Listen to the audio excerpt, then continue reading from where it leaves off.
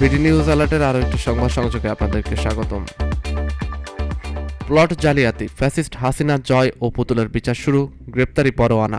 রাজধানীর পূর্বাঞ্চলে রাজুকের প্লট বরাদ্দে দুর্নীতির অভিযোগে দায়ের করা 3টি মামলায় ফ্যাসিস্ট শেখ হাসিনা ও তার ছেলে সজীব ওয়াজেদ জয় এবং মেয়ে সাইমা ওয়াজেদ পুতুলের বিরুদ্ধে আনুষ্ঠানিকভাবে বিচার শুরু হয়েছে। বৃহস্পতিবার 31 জুলাই ঢাকার বিশেষ জজ আদালত বিচার কাজ শুরুর দিনে তাদের পলাতক দেখিয়ে আদালত গ্রেপ্তারি পরোয়ানা জারি করেন।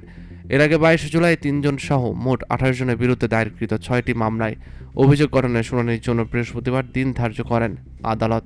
ঢাকার মহানগর দায়রা জজ ও সিনিয়র বিশেষ জজ আদালতের বিচারক মোহাম্মদ জাকির হোসেন এই দিন ধার্য করেন। একই সঙ্গে মামলাগুলো বিচারের জন্য পৃথক দুটি আদালতে স্থানান্তরের নির্দেশ দেন তিনি। পূর্বাঞ্চলের রাজুকের প্লট বরাদ্দে দুর্নীতির অভিযোগে করা মামলা সব আসামিকে আদালতে হাজির হতে গত 1 জুলাই পত্রিকায় বিজ্ঞপ্তি প্রকাশের নির্দেশ দেন আদালত।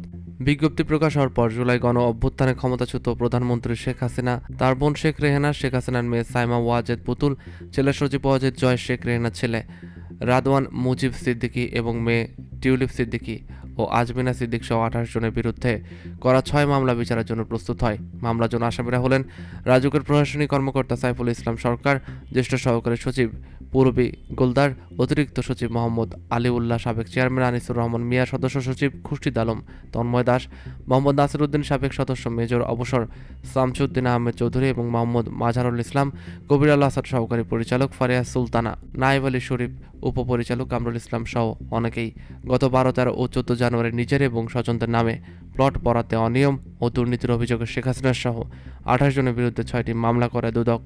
এরপর 25 মার্চ তাদের বিরুদ্ধে অভিযোগপত্র দাখিল করে সংস্থাটি। অভিযোগপত্রে শেখ হাসিনা সহ 28 জনকে পলাতক দেখানো হয়।